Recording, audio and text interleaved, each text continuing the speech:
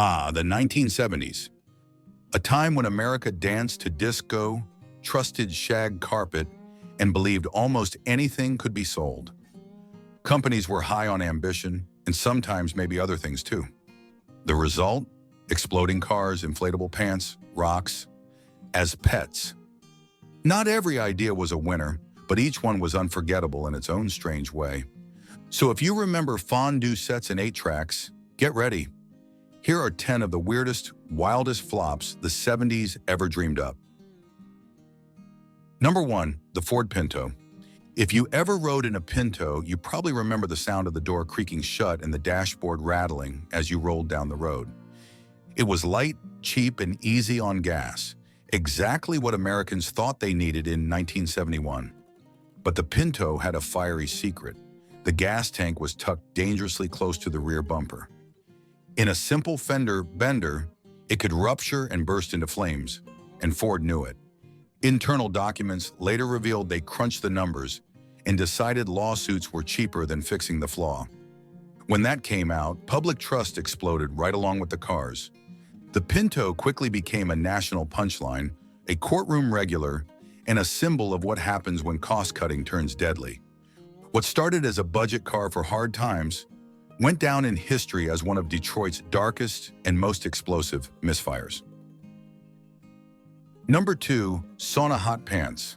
Only in the 1970s could someone say, let's inflate our shorts and call it fitness, and actually get people to try it.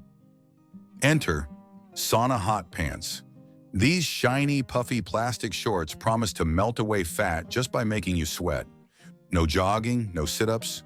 Just strap them on, lounge in your recliner, and wait for the magic.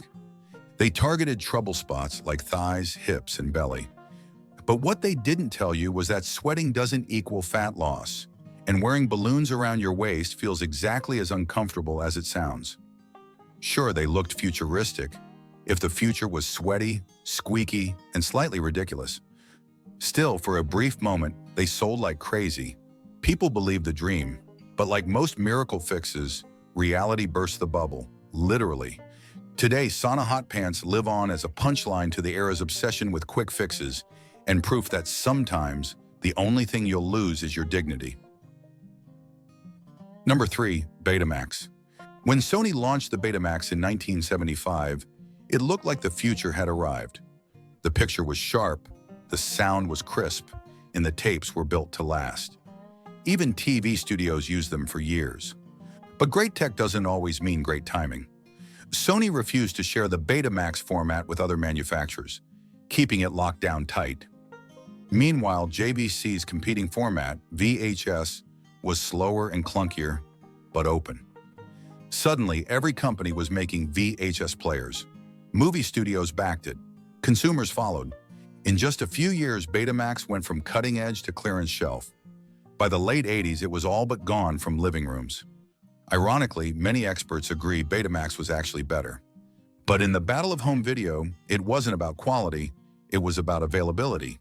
And when you can't find the tapes at your local rental store, even the best picture isn't worth much.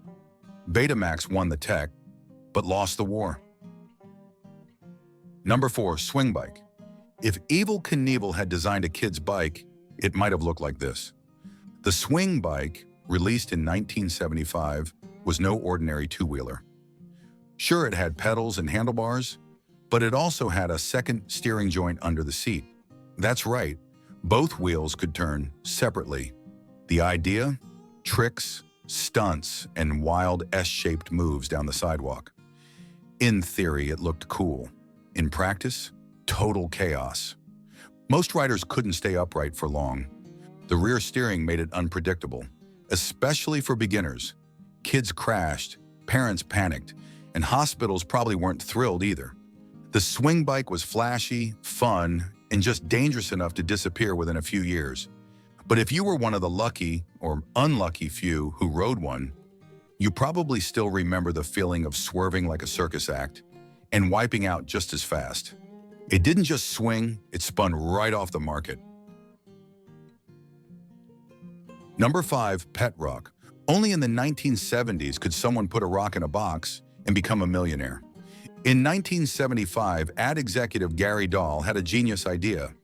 What if people could buy a pet that required zero effort? No feeding, no walking, no mess. Just a smooth little stone nestled in straw, packaged in a cardboard box with air holes and a tongue-in-cheek care manual. It was meant as a joke, but America went all in.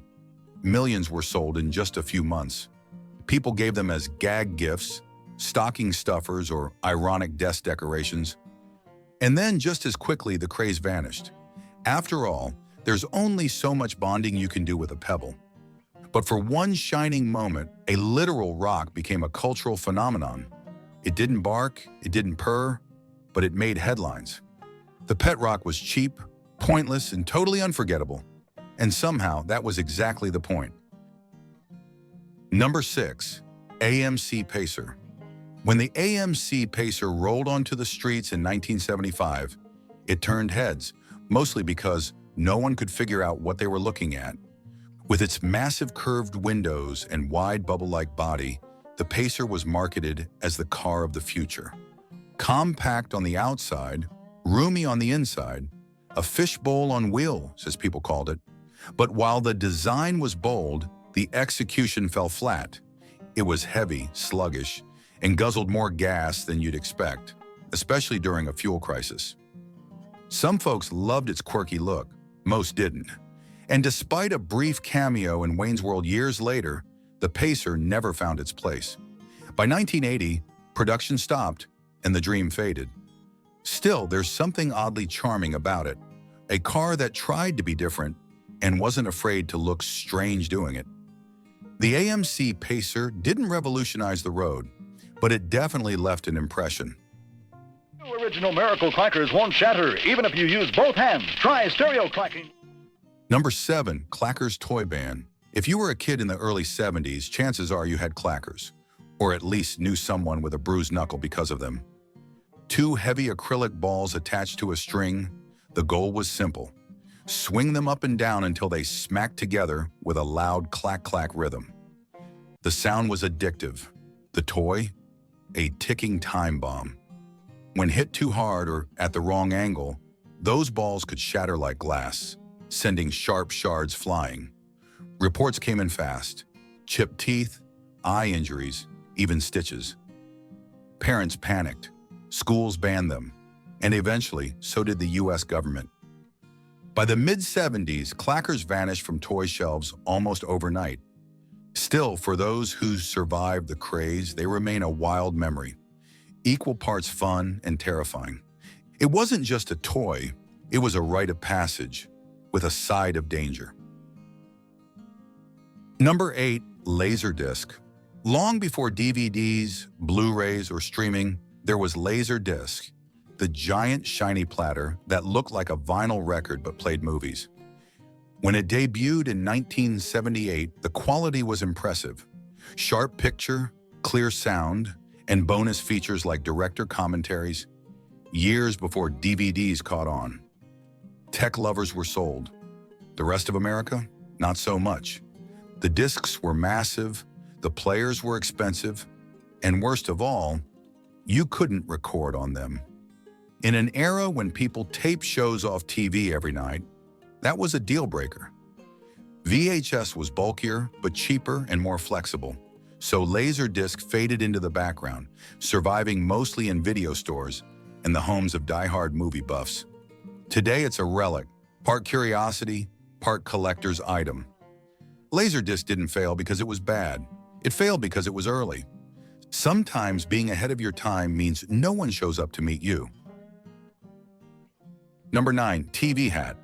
Before smartphones, tablets, or VR goggles, someone in the 1970s thought, what if you could wear your television on your face? Thus was born the TV hat, a bulky baseball cap with a small screen hanging in front of your eyes.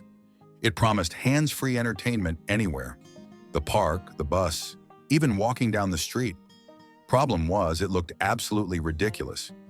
You had to squint into a grainy little screen inches from your face, often while dragging wires from a battery pack stuffed in your pocket.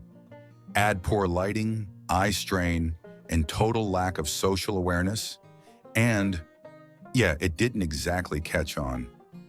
Even in the anything-goes spirit of the 70s, the TV hat was just too weird to wear. Still, you've got to admire the ambition. It was clunky, awkward, and way ahead of its time. Today, it feels like a prototype for streaming, invented by someone who really loved baseball caps.